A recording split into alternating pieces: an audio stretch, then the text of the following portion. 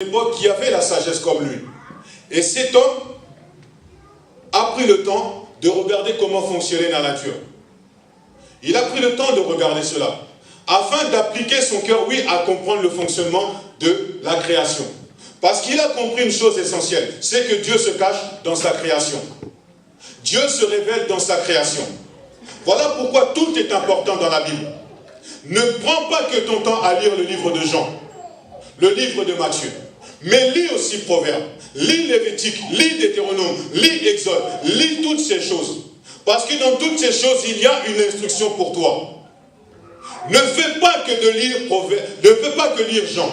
Parce qu'aujourd'hui, il y a de ceux qui passent leur temps à lire que les évangiles, les épîtres de Paul, les épîtres de Jacques, les épîtres d'un tel et d'un tel. Mais ils oublient souvent que ces hommes qui ont écrit les épîtres, ils ont puisé ça ici, là. Ils ont puisé leur dire là, ici, là. Dans ce qu'on appelle l'Ancien Testament.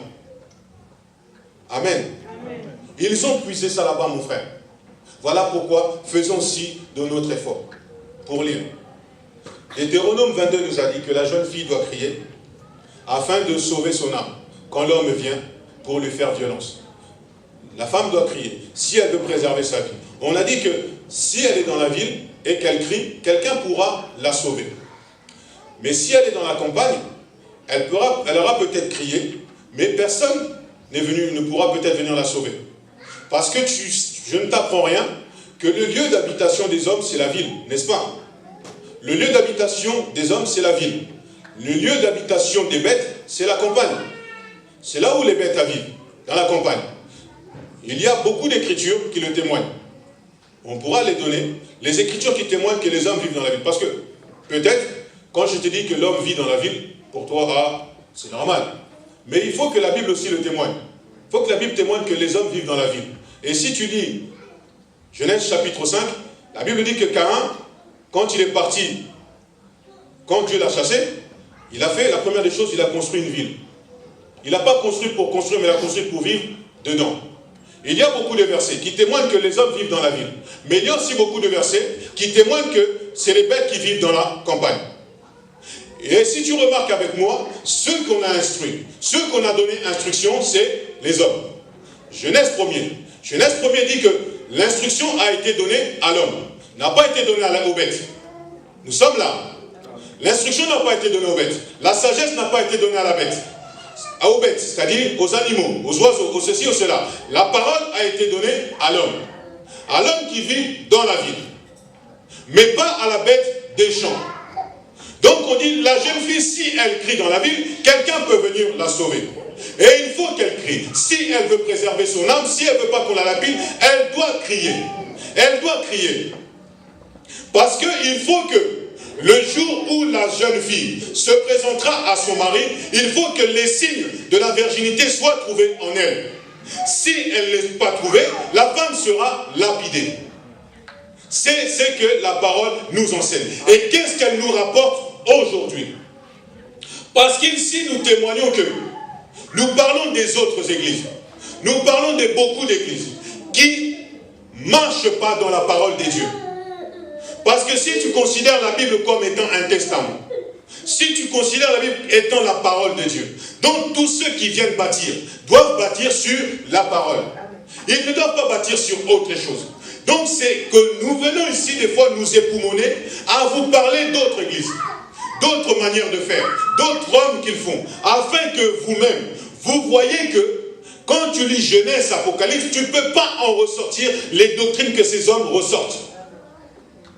Parce que c'est ça le cri de la jeune fille aujourd'hui. Le cri de la jeune fille, c'est ça. Comme nous avons dit que la femme est l'ombre de l'Église. L'Église est et doit crier. L'Église est et doit crier. C'est un commandement. Si l'Église veut vivre, si l'Église veut vivre avec son mari qui est Jésus-Christ, si l'Église veut que les signes de la virginité soient trouvés en elle, elle doit crier. Amen. Si elle ne crie pas, frère, c'est l'enfer qui l'attend. Amen. Voilà pourquoi nous nous époumonons à crier contre elle. À crier. Il faut crier, il faut dénoncer les faux enseignements. Parce que c'est l'homme qui fait violence à la femme. Tu as lu avec moi. L'homme, c'est le porteur de semences.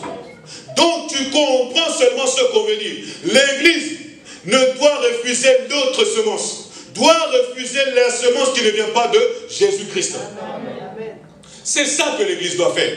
C'est ça que nous devons crier. C'est sur ça que nous devons veiller. Que Dieu bénisse cette Église. Parce qu'il y a des prédicateurs qui se lèvent en ces lieux. Et s'ils ont dit un mauvais enseignement, on les attend à la porte là-bas. On les attend à la porte et la précision viendra être donnée à l'Église. C'est ça le cri. C'est ça la vie, mon frère. Donc, ne t'étonne pas. Ne t'étonne pas si on prend le temps de parler sur telle ou telle Église. Ne t'étonne pas. Amen. Ne t'étonne surtout pas. Amen. Mais dis plutôt que nous sommes en train de crier. Amen.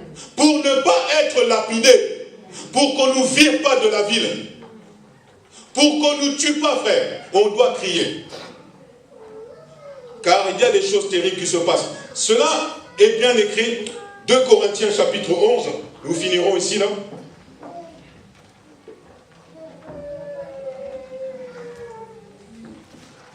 Nous avons donné le devoir la semaine passée de dire que, de lier ces deux versets. J'ai foi que le Seigneur t'a permis de lire. Parce que ma prière durant toute cette semaine, c'était que le Seigneur ne te laisse pas tranquille. Ma prière était vraiment que le Seigneur te parle de ces choses. 2 Corinthiens chapitre 11 verset 1 à 5 nous dit ceci. Aussi vous pouviez supporter de ma part un peu de folie, mais vous me supportez, car je suis jaloux à votre sujet d'une jalousie des dieux, parce que je vous ai fiancé à un seul époux, pour vous présenter au Christ comme une vierge pure. Toutefois, de même que le serpent séduisit Ève par sa ruse, je crains que vos pensées ne se corrompent et ne s'écartent de la simplicité et de la pureté à l'égard de Christ.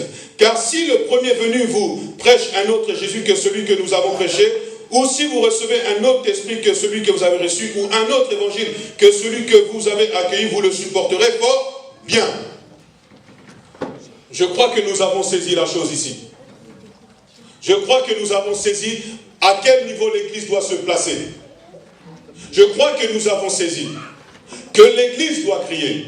Que l'Église doit crier contre les faux enseignements, contre les fausses doctrines qui sortent de la parole. Parce que la semaine passée, on nous a parlé des étapes de la femme. On a dit la jeune fille, la jeune femme et la femme. On a dit que ces étapes étaient très importantes. Malheureusement, nous n'avons pas le temps de décortiquer, mais je prie le Seigneur pour que même toi-même tu parviennes à cela.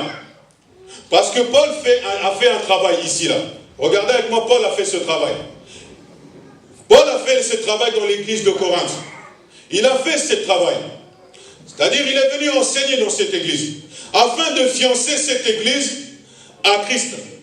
Parce que cette église n'était pas fiancée à Christ avant. Elle était peut-être fiancée à des démons.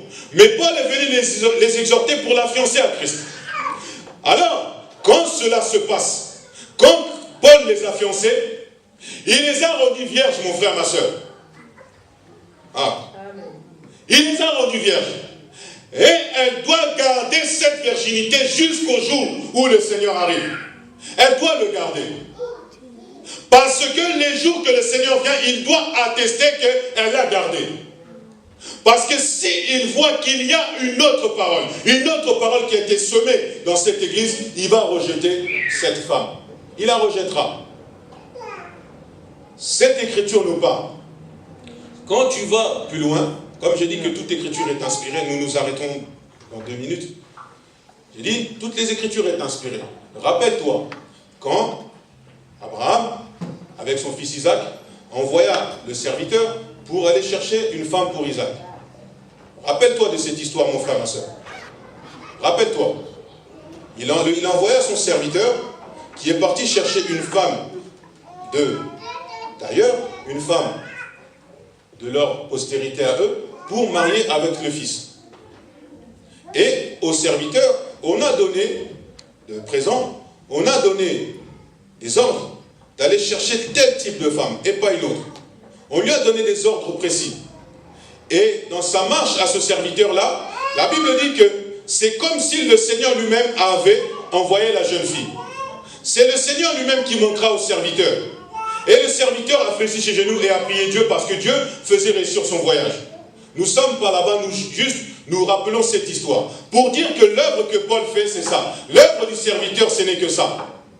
Ce n'est que d'aller chercher l'épouse. Et quand il trouve l'épouse, c'est lui donner les présents de l'homme. De lui parler de l'homme et d'aller la présenter à l'homme. C'est ce que le ministre fait.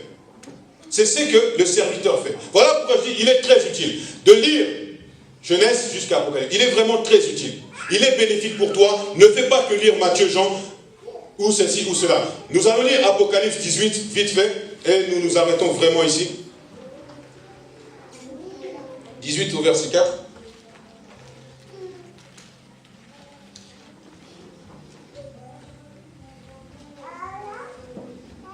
La Bible dit, « Et j'ai entendu du ciel une autre voix, sortez du milieu d'elle, mon peuple, afin de ne point participer à ses péchés et de ne pas recevoir votre part de ses plaies. Car ces péchés se sont accumulés jusqu'au ciel et Dieu s'est souvenu de ses injustices. » Amen. C'est ce que dit Apocalypse 18 au verset 4. C'est que le ciel est venu exhorter le peuple de Dieu. Parce que tu vois que sous le ciel, il y a un peuple de Dieu. Il y a un peuple que Dieu a mis à part. Et Dieu dit à ce peuple-là de sortir du milieu d'elle. Voilà pourquoi nous devons crier. Voilà pourquoi nous devons dénoncer les faux enseignements. Voilà pourquoi nous devons parler. Parce que c'est le ciel qui nous l'a dit. Le ciel qui a parlé. Le ciel qui a... Si tu lis Apocalypse 18, verset 1, il est dit qu'un ange puissant descendit du ciel. Et par sa gloire, il a resplendi toute la terre. Par là, tu vas saisir que, vu qu'il a resplendi toute la terre, c'est que toute la terre était dans l'obscurité. Toute la terre y était. Mais il n'y avait que ce peuple-là. Ce peuple-là, le petit peuple-là, qui Dieu a dit, sortez du milieu de mon peuple. Il n'y a que ce petit peuple-là. Il n'y a que eux. Mais toute la terre. Quand tu lis Apocalypse 18, il va te dire en détail où sont les limites de Babylone. Parce qu'ici on parle de Babylone. Ils vont te dire cela. Et cela est très important et est une instruction pour nous. Nous devons crier et c'est pour cela que l'on crie en ces lieux. Pour que nous ne soyons pas trouvés coupables, pour que nous ne soyons pas trouvés avec une autre semence en nous et que nous soyons condamnés. Pour que le travail que tu es en train de faire ici ne soit pas fait en vain, mais soit fait pour que le salut soit manifesté dans ta vie. Parce que à quoi sert un coureur de courir si ce n'est pas pour remporter le prix? Donc mon frère, nous crions, tu dois crier, nous devons crier contre les faux enseignements. Vraiment que le Seigneur vous bénisse. Aujourd'hui on a parlé comme cela. Il y a des jours, on parlera des choses peut-être qui ne te feront pas plaisir, ou des choses qui te feront plaisir, mais tout cela concourt au bien de ceux qui aiment le Seigneur. Mais si tu as une question, si tu as quelque chose qui ne va pas, ne me laisse pas franchir cette porte sans me le dire. Ne me laisse pas, mon frère. Viens me parler, viens m'exhorter. Parce que nous ne sommes pas de ceux qui ont le front dur, mon frère. C'est-à-dire que personne ne peut nous parler, personne ne peut nous exhorter. Moi, je suis de ceux que même les enfants exhortent. Même les enfants m'exhortent, mon frère, ma soeur. Je suis de ceux que, comme on a cité, si la fourmi m'exhorte même. Voilà pourquoi. Viens me parler, mon frère, viens me parler, ma soeur. Que le Seigneur vous bénisse. Je remets la parole.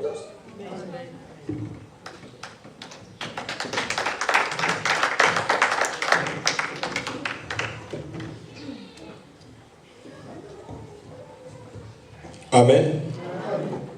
Pendant qu'on donne le communiqué, on va chercher le panier d'offrande. Nos communiqués